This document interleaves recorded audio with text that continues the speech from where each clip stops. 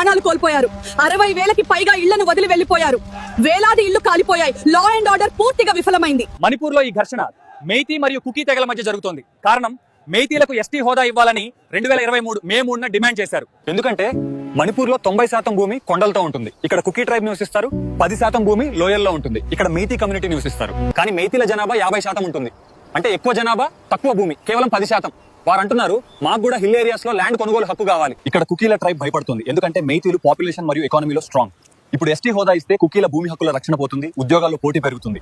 2023లో high court మెయితీలను ఎస్టీగా consider చేయండి అని చెప్పింది. వెంటనే ట్రైబల్ ప్రొటెస్ట్, వైలెన్స్ ప్రారంభమయ్యాయి. ప్రభుత్వం హింస నియంత్రించలేకపోయింది. శాంతి భద్రతలు విఫలమయ్యాయి. మణిపూర్ ముఖ్యమంత్రి రాజీనామా చేశారు. ప్రభుత్వం కూలిపోయింది. ఫిబ్రవరి 2025 ప్రెసిడెంట్స్ రూల్ విధించబడింది.